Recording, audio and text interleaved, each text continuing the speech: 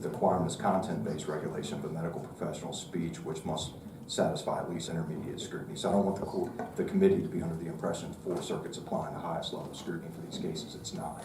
Okay, Delegate Marshall, why don't you give?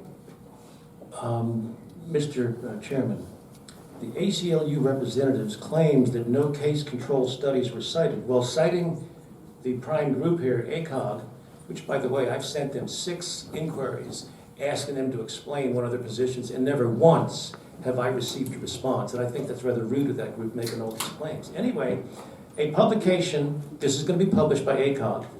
It says, of 28 included studies, Ms. ACLU, pay attention, 9 were case control. She said none were case control, while 19 were cohort studies. We've heard here that the truth is shameful. You want accurate information? Peer-reviewed medical journals should provide accurate information. And I found it very interesting that Planned Parenthood would come up here and talk about fully informed consent when they have opposed every attempt to do this. As a matter of fact, when Congress was deliberating on requiring a patient package insert for the birth control pill, Alan Guttmacher, president of Planned Parenthood, stated that the American women are uneducable about this. You have to rely upon the doctor.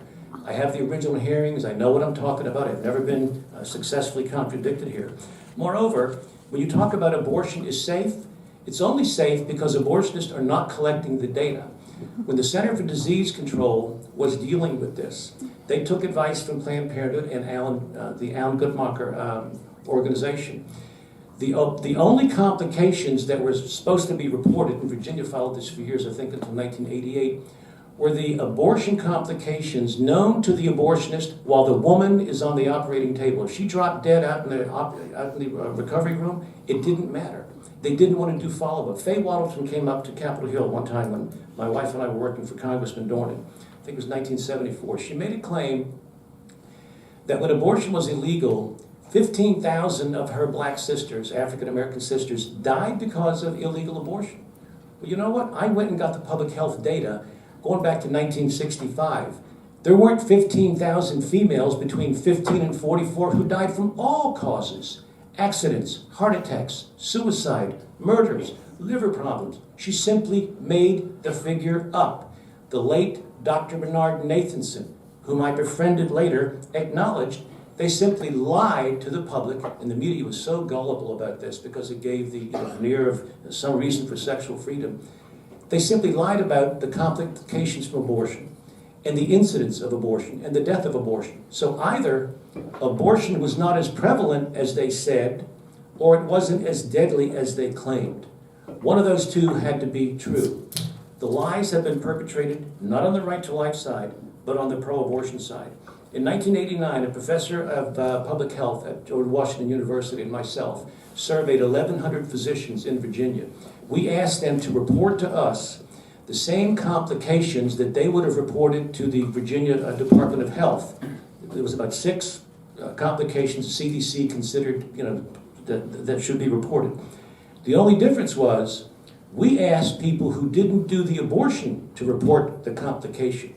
We received responses back indicating that the complications required to be reported by the CDC were 650% greater than were reported by abortionists in Virginia to the State Department of Public Health.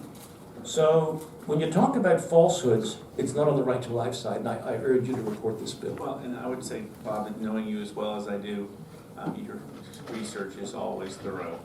And I did notice that you handed up or you quoted from a British Journal of Medicine and Thomas British Jefferson. OBGYN, yes. And Thomas Jefferson Medical School of Medical, which is Philadelphia. one of the top medical schools in the Right entire here. United States, right? Right. Okay. All right, members of the committee, any motions? All right, that lays in the rest of the committee still. And then you have HJ 29 and 19 kind of do HJ 29 and HR 19, they kind of do the same thing, right? These are identical worded. The difference is one would simply pass the House of Delegates or be considered by the House. The other would be considered by both bodies, the House and the State Senate. Now, the operative paragraph here comes from the Roe versus Wade decision in 1973. This is Justice Blackmun. The appellee and certain amici argue that the fetus is a person within the language and meaning of the 14th Amendment.